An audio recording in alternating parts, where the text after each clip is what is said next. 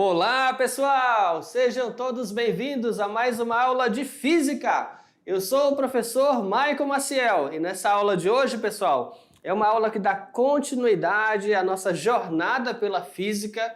Na aula passada nós falamos ali sobre as ondas gravitacionais e na aula de hoje nós vamos numa outra direção. Nós vamos falar sobre a física nuclear. Aí você fala, nossa, professor, que conteúdo forte, né? A física nuclear, tudo bem? Essa é a aula 22.1 e nessa aula, pessoal, manda na tela.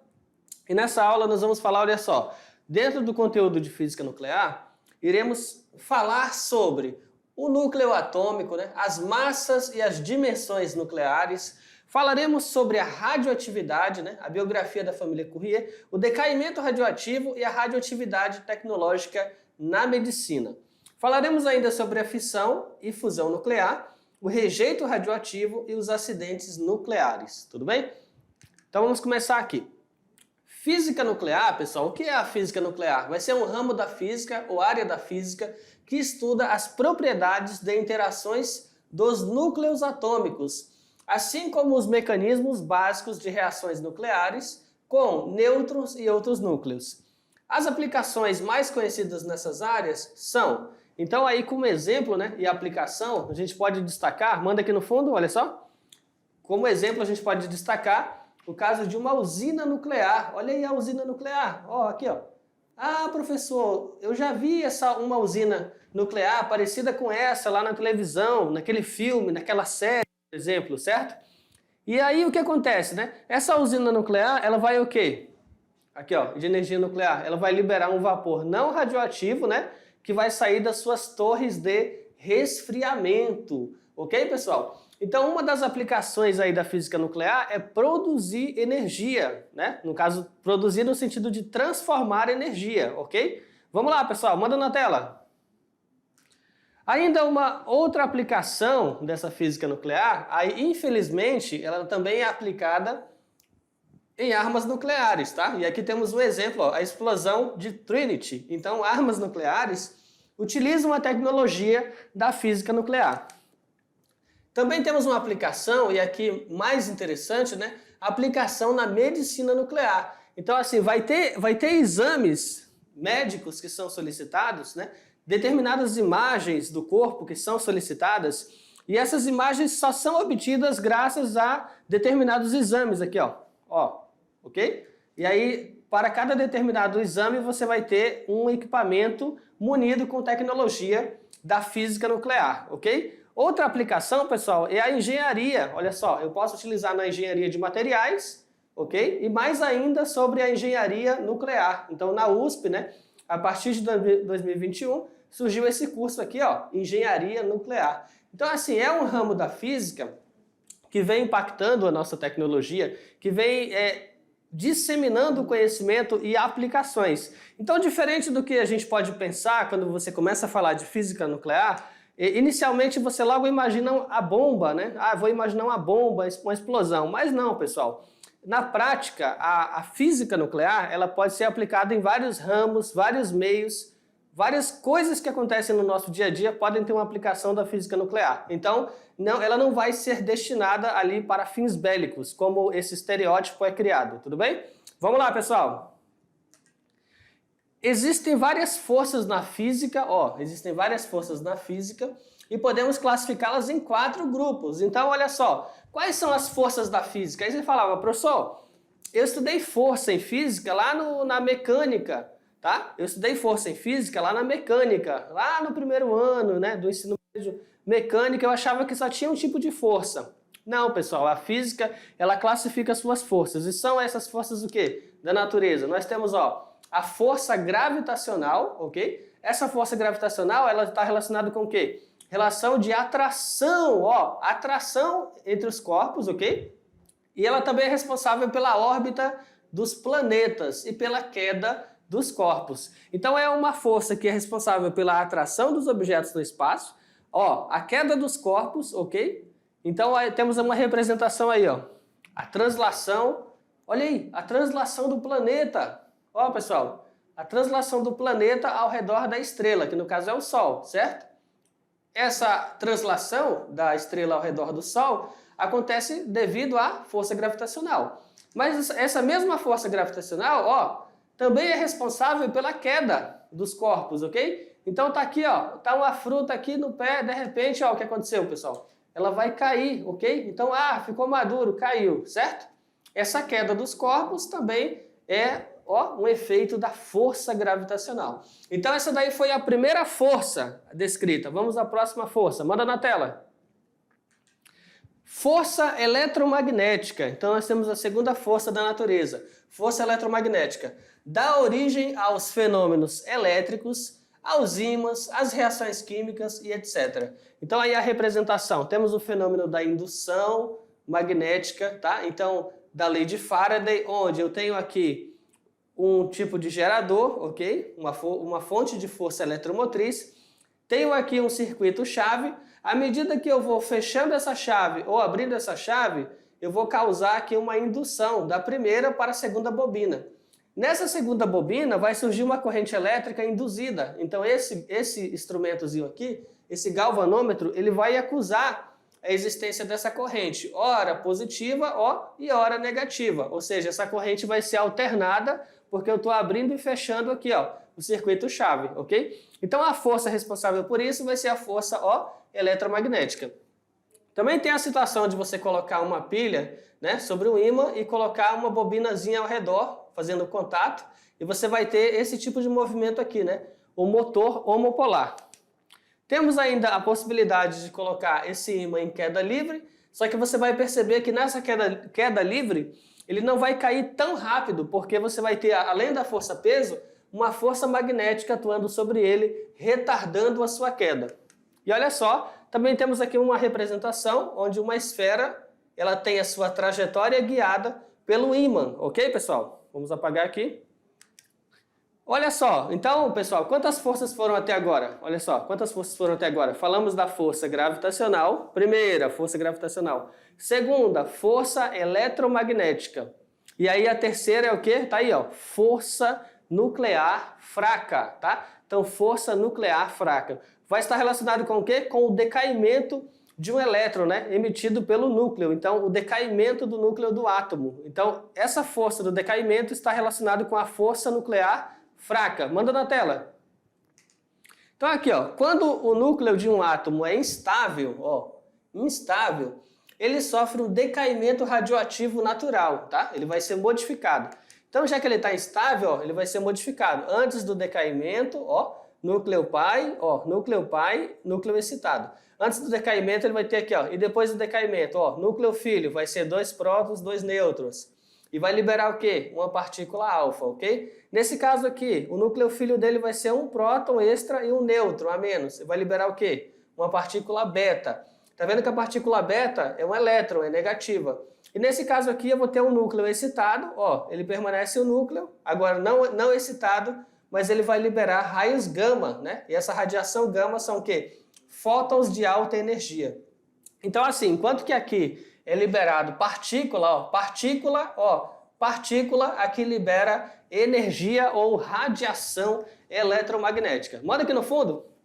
Olha só, vamos enfatizar isso aqui, tá? Nesse decaimento aqui, né, alfa, ele libera essa partícula alfa, tem muito mais massa, né? Aqui ele libera a partícula beta, muito menos massa, pequenininha, e negativa. E nesse caso aqui, dos 3 casos, é aquele em que ele não libera massa, ele não libera partícula, ele libera simplesmente uma forma de energia, uma radiação eletromagnética, tudo bem? Que aí nós vamos chamar de radiação gama, ok, pessoal? Vamos nessa!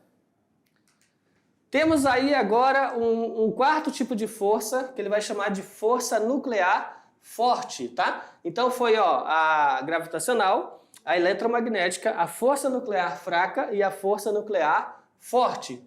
Então vamos lá. Que é responsável por manter as partículas do núcleo unidas, mesmo que tenham cargas elétricas iguais. Então volta aqui comigo. Esse ponto requer alguma reflexão. E nesse ponto talvez você esteja um pouquinho confuso e vamos esclarecer isso aqui. Vamos lá.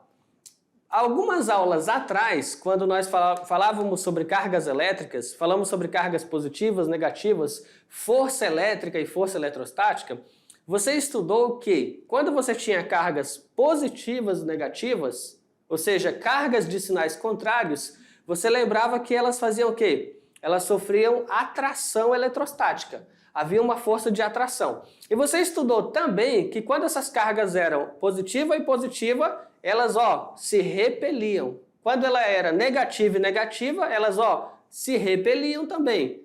Aí você fala, é verdade, professor, eu lembro desse conteúdo. Cargas de sinais contrários se atraem. Cargas de mesmo sinal se repelem. Tudo bem? Você lembra que a gente estudou isso? Ok. Mas agora traz esse conhecimento para essa situação. Dentro do núcleo do átomo, tu tem várias partículas positivas, os prótons, tu tem os nêutrons e tu vai ter os elétrons girando. Ok. Seguindo desse raciocínio, vamos elencar uma pergunta bem simples aqui. O que permite que os prótons que estão no núcleo não se afastem uns dos outros? Porque se você tem próton junto com próton, não são duas partículas positivas? Por essa regra lá da lei de Coulomb, elas não deveriam se repelir? Elas não deveriam se afastar uma da outra, correto? Então, assim, a resposta está exatamente nessa força que estamos vendo aqui, pessoal. A força nuclear forte, tá? E vai ser essa força que vai conseguir, manter essas partículas de mesmo sinal juntas, tudo bem? Força nuclear forte. É isso, manda na tela. Então aqui, a interação de quarks com nêutron vai ser essa interação aqui, Você vai ter quarks down, né? Down e quarks up, ou seja, para cima ou para baixo. Nesse caso, vamos lá, um pouco da história da física nuclear. A física nuclear, ela surgiu a partir da descoberta da radioatividade em 1896 pelo físico Antoine-Henri Becquerel. Olha só, temos aqui uma figura, né, uma representação desse físico, Becquerel. Após o século XX, a física nuclear passou a se desenvolver bastante.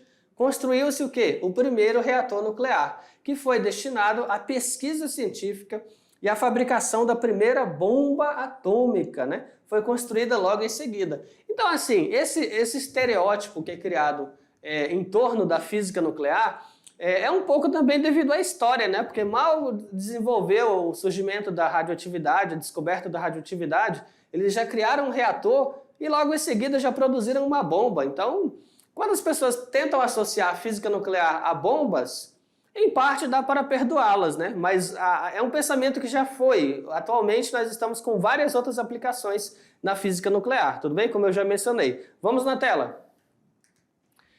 Atualmente, após a Guerra Fria, a pesquisa em física nuclear tem tido mais foco nas áreas não bélicas, ou seja, ela está mais focada naquelas áreas que não são para guerra, que não são para produzir armas, tudo bem? Como a física de partículas. Tá? Então temos aqui uma representação dentro da física de partículas chamada modelo padrão, tá? A medicina nuclear, ok? E a cosmologia. Porém, não podemos negar que ainda existem centros de desenvolvimento de armas nucleares. Em outras palavras, apesar da física nuclear ter ganhado novas ramificações, seja na cosmologia, na astronomia, seja na medicina nuclear, existem países que ainda trabalham com essa física para ter os seus meios de enriquecimento atômico, né, para finalidade bélica. Felizmente, esse não é mais o foco. Vamos nessa, pessoal. Aqui, temos uma representação, tá, da medicina nuclear. O paciente aqui, está abaixo, né, da máquina que está fazendo um exame sobre ele. Vamos lá. O núcleo atômico, ele é constituído por prótons, né, que possuem carga elétrica positiva, tá? Então, prótons são o quê? Cargas positivas. Os nêutrons possuem ambas as cargas elétricas, negativa e positiva. O que torna a carga líquida dele neutra, torna ele com uma carga neutra, ok? Cada próton do núcleo tenta afastar outro próton, como eu já expliquei, devido à repulsão elétrica. Só não o faz por existir uma outra força de atração entre nêutrons e prótons e com isso parcialmente contrabalanceando a repulsão elétrica próton-próton. Então a explicação vai estar o quê? Na sua força eletromagnética, né? Forte, ok? Porque graças a essa força eletromagnética eles não se repelem dentro do núcleo. As forças de coesão nuclear foram propostas primeiramente com base nos modelos de muons e pions, né? Como integrantes da chamada cola nuclear. Entretanto, esse modelo ele foi atualizado, né? Os modelos atômicos mais recentes explicam que prótons e nêutrons compartilham uma subpartícula, né? A tal subpartícula é o gluon, tá? Então, entre prótons e nêutrons haverá uma partilha compartilhada, que é o gluon, ok? Então, temos uma representação aqui do quark up e do quark down e uma relação de compartilhamento do gluon entre eles. Aqui, ó.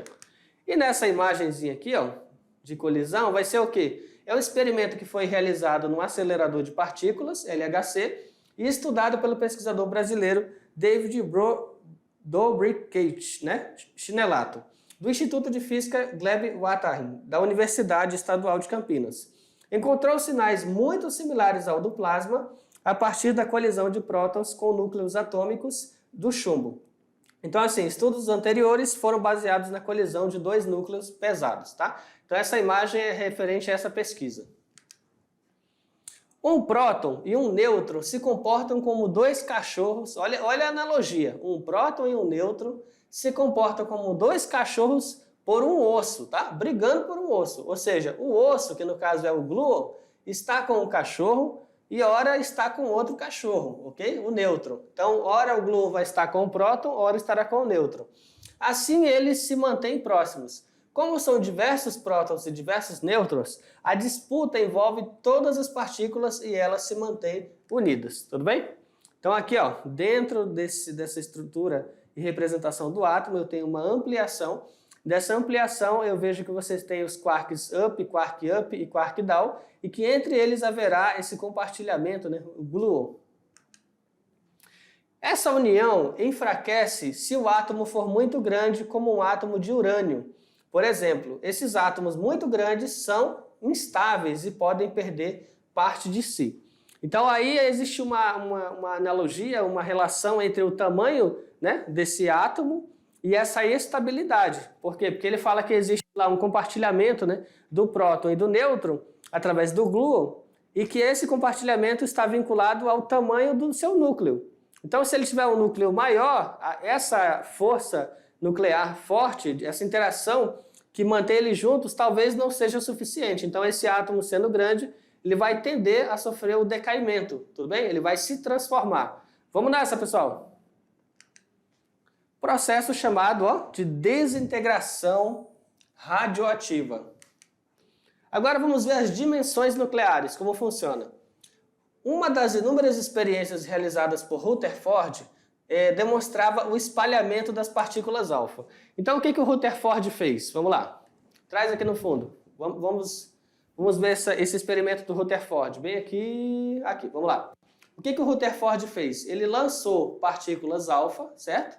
Numa camada, ó, de ouro. Numa camada de ouro. O que ele percebeu? Vamos alterar aqui. Isso. Ó, pegou partículas alfa, essas partículas alfa ele lançou numa camada de ouro. O que ele percebeu? Ele percebeu que uma parte, ó, dessas partículas alfa atravessavam a folha de ouro sem desvio, mas ele também percebeu que algumas sofriam algum desvio, tá vendo? Ó, algumas sofriam algum desvio e outras passavam, mas também com algum desvio. Ou seja, em grande parte elas atravessavam sem desvio, mas uma pequena parcela ou atravessava se desviando ou não atravessava e voltava também se desviando. Aqui, ó. Tudo bem? Ele fez esse experimento aqui, ó, com o seu detector de partículas. Esse é um experimento, ok, de Rutherford. Aqui, ó. Fonte das partículas, ele conseguiu usar um colimador e lançou elas numa camada de ouro. Vamos lá, pessoal, manda na tela. Que foi a base experimental, esse experimento simples aqui, foi a base experimental para o modelo atômico, né, chamado de átomo nucleado, onde elétrons orbitavam em torno de um núcleo. Durante suas pesquisas, Rutherford observou que para cada 10.000 partículas alfa aceleradas incidindo numa lâmina de ouro, apenas uma refletia ou se desviava da sua trajetória. Traz aqui comigo. Você fala, nossa, professor, o que isso significa? Vamos lá. Vai dizer assim, nossa, professor, o que isso significa? Vamos lá. de 10 mil, ó, de 10 mil partículas alfas que são lançadas aqui, apenas uma a cada 10 mil. É muito ou é pouco? Pensa aí. Apenas uma era desviada, olha lá, ó, era desviada. Ou ela conseguia passar, mas ela conseguia passar com desvio. O que você consegue concluir, pessoal, a partir dessa informação? Aí você fala assim, é muito fácil então as partículas passarem? E se é muito fácil delas passarem, significa que existem poucos obstáculos ali no caminho para elas poderem passar? Porque se uma grande parte das partículas atravessassem desviadas ou voltando, você pensaria assim, provavelmente existe algum obstáculo maior, né, nessa lâmina de ouro. Mas como a cada 10 mil, só uma, por exemplo, volta desviada ou atravessa desviada, é sinal de que, com certeza, o caminho aqui, ó, está praticamente livre. Não tem barreiras, ou se tem, é uma barreira muito pequena. Tudo bem? Vamos seguindo.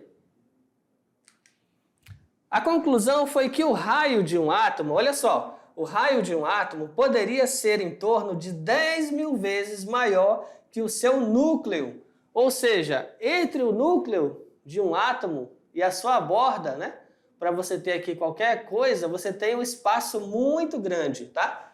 Então, o raio de um átomo é o quê? 10 mil vezes o valor do seu núcleo. Ou seja, tem um enorme vazio aqui dentro. Vamos lá, pessoal. A radioatividade, ela vai ser o quê? Um fenômeno que é natural, ok? Ou também pode ser feito artificialmente, por qual algumas substâncias ou elementos químicos chamados radioativos são capazes de emitir radiações, as quais têm propriedades de impressionar placas fotográficas, ionizar gases, produzir fluorescência e atravessar corpos opacos à luz. As radiações emitidas pelas substâncias radioativas são principalmente partículas alfa, partículas beta e raios gama, tá? Então você anota aí, ó, quais são elas? Partícula alfa, partícula beta, raio gama. A radioatividade é uma forma de energia nuclear usada em medicina, que aí a gente chama de radioterapia, e consiste no fato de alguns átomos, como os de urânio, rádio e tório, serem instáveis, né? Perdendo constantemente partículas alfa, partículas beta e partículas gama. E essas partículas gama a gente conhece como raio-x. O urânio, por exemplo, ele vai ter 92 prótons, porém, através de séculos, né, vai perdendo-os na forma de radiações. Ao terminar, ele não é mais urânio. Quando termina essa desintegração, ele se torna chumbo. E esse chumbo só vai estar o quê? Com 82 prótons. Aí você fala, professor, então peraí, vamos dar uma refletida sobre isso. Traz aqui comigo. Vamos dar uma refletida sobre isso. Aqui, ó. Eu começo com um tipo de elemento químico, ele vai sofrendo decaimento. No final do decaimento, ele se transforma num outro elemento, lá no final. E esse outro elemento, ele está com um número atômico menor. Ou seja, como ele está com um número atômico menor, o número de prótons dele é menor, significa que se trata de um outro elemento, ok? Ele vai se transformando num outro elemento. Vamos nessa, pessoal! A radioatividade, ela pode ser natural ou ainda espontânea. É a que se manifesta nos elementos radioativos e nos isótopos que se encontram na própria natureza, tá? Então, assim, na própria natureza, ela já tem materiais que podem ser radioativos, tudo bem? Mas também existe a radioatividade artificial ou induzida. É aquela que é provocada ou por transformações nucleares artificiais, tudo bem? Então aqui, por exemplo, eu tenho um núcleo que é instável. Esse núcleo instável, ele vai emitir radiação, ok? E ele vai se transformar aqui, ó, em outro núcleo, tá? Se ele transformou-se em outro núcleo, então é um outro átomo, ok? Se esse outro átomo for instável, ele vai continuar soltando radiação contínua. Se ele for estável, então cessou a radiação. Significa que ele conseguiu estabilizar. Ele saiu de um átomo que era instável para um átomo estável. Mas se, por exemplo, se ele continua saindo de um núcleo instável para outro instável, ele continua liberando radiação. O decaimento radioativo, no caso do alfa e beta. À medida que a radiação é emitida, o átomo se desintegra, o que resulta na sua transformação. Pois é o número atômico que determina o elemento químico. O tempo que essa desintegração do elemento leva para reduzir a sua massa pela metade é chamado de meia-vida ou período de semidesintegração, tudo bem? Então olha só, traz aqui comigo, olha só, aqui, isso, tá? Ó, núcleo, tá? Pode acontecer duas coisas. Se esse núcleo estiver estável, ele permanece estável. Nada mais acontece. Agora, se esse núcleo estiver, ó, instável, ele vai fazer o quê? Ele está com excesso de energia, ele vai liberar radiação, certo? Ele está com excesso de energia. Ok, com excesso de energia, ele pode liberar, ó, energia e liberar matéria, partículas. Então, radiação alfa e radiação beta, ele está liberando partículas. Mas ele pode também só estar com excesso de energia e liberar o quê? Essa energia na forma de ondas eletromagnéticas. Então, se ele liberar energia na forma de ondas eletromagnéticas, ele está liberando radiação gama. Aí você fala, entendi, professor. Então, um átomo instável, ele pode ou liberar partículas, que é o caso da radiação alfa e beta, ou ele pode liberar apenas radiação gama. Vamos nessa, pessoal. Vamos lá, tipos de radioatividade. O tipo de radiação determina o poder de penetração na matéria, né? E são respectivamente baixa, penetração, média ou alta. A radiação alfa, vamos lá, são partículas pesadas de carga positiva que desintegram seu núcleo 2 prótons e 2 nêutrons. A sua radioatividade pode ser impedida por uma simples folha de papel, tá? Então a simples folha de papel pode conter uma radiação alfa. Radiação beta são partículas de carga negativa que não contêm massa. A sua radioatividade, né, superior a alfa pode penetrar uma folha de papel, mas não uma placa de metal. Então a radiação beta ela atravessa a folha, mas é parada por uma placa de metal. E ainda temos a radiação gama, né? Nesse caso, são ondas leves de altíssima frequência e que não possuem massa. A sua forte capacidade de penetração faz com que a sua radioatividade passe tanto pelo papel, né, quanto pelo metal. Então, olha só, temos uma analogia aqui, ó, papel, placa metálica, parede de concreto. Então, a radiação alfa, ó, veio, ó, parou na folha. Radiação beta, ó, veio aqui, ó, parou na placa de metal. E a radiação gama atravessou o papel, atravessou a placa de metal e parou, ó, no concreto, ok? Então, ela foi mais intensa, mas foi o concreto que parou. Temos a possibilidade ainda, pessoal, de acontecer a fissão ou a fusão nuclear. O que é a fissão? Vamos começar por essa. Fissão nuclear vai ser o processo em que se bombardeia o núcleo de um elemento radioativo com um nêutron. Então tem um elemento, eu vou lançar um nêutron naquele núcleo, tá? Estou bombardeando. Essa colisão resulta na criação de um isótopo do átomo totalmente instável, que se quebra formando dois novos elementos, liberando grandes quantidades de energia, tá? Então, por exemplo, aqui eu tenho urânio, eu estou lançando um nêutron, ó, no núcleo desse urânio, vou tornar ele instável e criei uma reação onde ele está criando outros átomos aqui, ó, tá? Ok? E liberando uma grande quantidade de energia também. A fusão nuclear ocorre quando dois ou mais núcleos de um mesmo elemento se fundem, tá? Então, fusão, os elementos se fundem, eles vão se unir e formam outro elemento, liberando energia. Esse processo libera uma quantidade de energia muito maior do que é liberada pelo processo da fissão, tá? Então, a fusão nuclear, ela libera mais energia do que a fissão. Olha lá, ó, em 1952 foi criada a bomba H. O que é a bomba H? A bomba de hidrogênio, que tinha como reator nuclear a fusão do hidrogênio. Então aí é uma representação, tá? O deutério, trítio, ok? Fez a fusão, liberou hélio e nêutron, tá? E isso aqui envolve uma grande quantidade de energia. A principal diferença entre um reator de uma bomba atômica e o reator de uma usina nuclear é que nessa reação de fissão controlada, acontece sempre em quantidades suficientes para aquecer a água, que irá evaporar e girar as turbinas da usina. Na bomba atômica, essa reação, ó, aqui, ó, não é controlada, tudo bem? Então, para produzir energia cotidiana, você vai controlar a reação. No caso de uma bomba, você vai colocar uma reação em cadeia, sem controle. A energia nuclear corresponde hoje a 17% da geração de energia elétrica mundial. Apesar de não gerar gases de efeito estufa, o perigo se encontra nos resíduos de alta radioatividade e na possibilidade de acidentes nas usinas que podem o quê? Ser devastadores. Ok, pessoal? Vamos aí à primeira questão. Questão Enem. A bomba reduz nêutrons e neutrinos e abana-se com o leque da reação em cadeia, tá? Então aí é uma poesia completa em prosa Andrade, ok, pessoal? É um fragmento. Nesse fragmento de poema, o autor refere-se à bomba atômica de urânio. Essa reação é dita em cadeia, por quê? Né? Por que é em cadeia? Então vamos lá, letra A.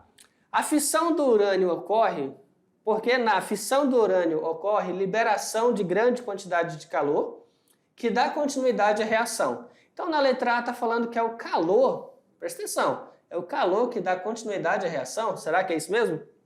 Letra B. Na fissão do urânio ocorre liberação de energia, que vai desintegrando o isótopo, aqui é 235, o isótopo 238, enriquecendo mais o urânio 235. Tá certo isso, pessoal? Letra C. A fissão do urânio 235 ocorre liberação de nêutrons, que bombardearão outros núcleos. Essa está mais interessante. Letra D. Na fusão do urânio 235 com 238, ocorre formação de neutrino, que bombardeará outros núcleos radioativos. Tá certo isso? E letra E. Na fusão do urânio 235 com 238, ocorre a formação de outros elementos radioativos mais pesados, que desencadeiam novos processos de fusão. Então vamos lá, pessoal. A resposta, né? Durante uma reação de fissão nuclear, a divisão de um núcleo a partir de um nêutron produz novos elementos e novos nêutrons. Esses novos nêutrons formados são capazes de bombardear outros núcleos e assim sucessivamente, ou seja, a liberação dos nêutrons é que vai dar continuidade. Então, o que nos dá, pessoal, letra D. Sobre o rejeito radioativo. Diversas áreas, né, na medicina, engenharia, antropologia, entre tantas outras, fazem uso de materiais que contêm radioatividade. Assim, os cuidados com os resíduos são indispensáveis, tá? Para que esse tipo de lixo não contamine o ambiente e provoque doenças como câncer ou ainda resulte em acidentes nucleares. Acidentes nucleares ocorridos em todo o mundo. Então vamos destacar os principais aqui. O primeiro acidente nuclear ocorreu em 1952 em Chalk River, tá? E foi no Canadá, ok? O acidente no reator foi semelhante ao de Chernobyl, só que em menor escala e não houve nenhuma morte nesse primeiro acidente, tá? Então aqui, considerando o nível 5, né, segundo a escala internacional de acidentes nucleares, INES, temos a representação. E em 1958, tá? Aqui foi 52, né? Em 1958, aconteceu um novo acidente, causando sérias consequências para as instalações. Agora, olha só, acidente na URSS. O caso mais famoso, né? Chernobyl, 1986, região da Ucrânia. Considerado o maior desastre nuclear da história, liberou uma nuvem radioativa, com 70 toneladas de urânio e 900 de grafite na atmosfera. O acidente é responsável pela morte de mais de 56 pessoas imediatamente e de 4.000 a 985 mil de câncer. Então olha só, pessoal, temos aqui em foco Chernobyl, ok? Temos uma representação e a placa alertando, né? Radioatividade. Ainda na União Soviética, tivemos os acidentes em Kristin, tá? 1957, atingiu o nível 6, tá? Na escala INES. Em 1975, tivemos a usina de Leningrado, né? Sofreu vários acidentes, pelo menos 8, entre 1975 e 1992, o que levou à construção da usina de Leningrado 2. Temos a imagem da usina aqui, Agora, nos Estados Unidos, tivemos aqui, Three Miller Island, o maior acidente nuclear dos Estados Unidos, atingiu o nível 5 na escala INES. Houve ainda outros acidentes ao longo dos anos com menor gravidade. Aqui temos a representação. E Minnesota, né, a usina nuclear sofreu um vazamento de água contendo trítio radioativo. Em Ohio, no começo de fevereiro de 2023, um trem de carga com produtos químicos tóxicos descarrilhou e pegou fogo, né, nos Estados Unidos. Aqui. E acidentes na Europa. Você vai ter em 1957, né, Windscale, na Inglaterra, considerando o nível 5. Tivemos aí em 1977, Tchecoslováquia, né, hoje Eslováquia, um acidente de nível 4. E na França também houve um acidente em 2011, tá? Aqui, ó.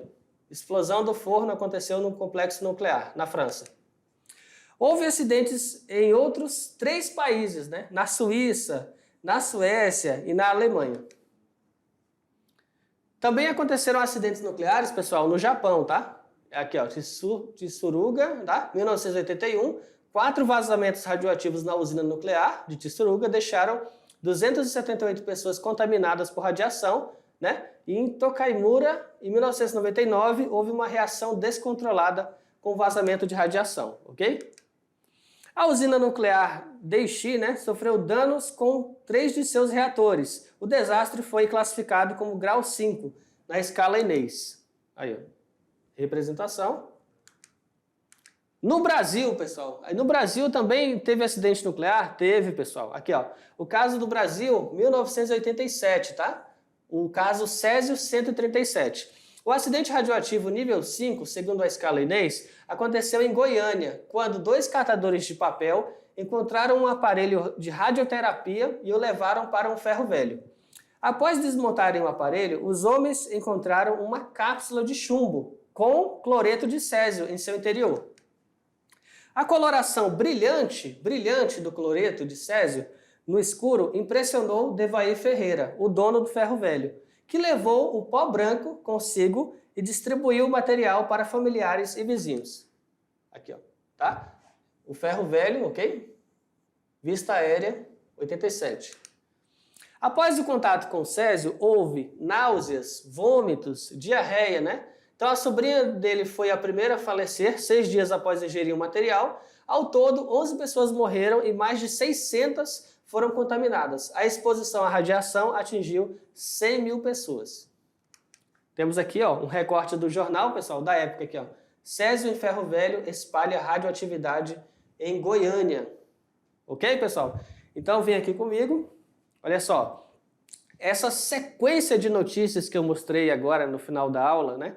Em todas as partes do mundo, em vários países, dá o que pensar sobre a física nuclear e sobre a sua aplicação para obter energia, correto? O que dá o que pensar? Você fala assim, professor, então será que é uma forma de energia segura? Porque essa sequência histórica de acidentes não nos deixaria assim com o pé atrás sobre ter esse tipo de matriz energética, certo? Então, o fato de ter acontecido esses acidentes só não foi um indicativo de que ainda poderíamos ter a energia nuclear, mas agora com um protocolo muito mais rigoroso, por exemplo, certo? Então, de fato, gera essa discussão que envolve não apenas a física nuclear, a análise ambiental da situação, a análise da saúde coletiva, tudo bem? O risco que a humanidade tem em ter esse tipo de matriz energética, ok, pessoal? Então, exploramos também aí os conceitos de fissão, fusão, desintegração do átomo, né? Tudo está relacionado. A física está na sociedade. Então, onde existe física, existe uma tecnologia por trás da física. E essa tecnologia impacta diretamente o modo como nós vivemos, impacta a nossa sociedade, pessoal. Tudo bem? Olha só, pessoal, essa foi a nossa aula de hoje. Eu espero que vocês tenham gostado, viu? E tchau, tchau, até a próxima!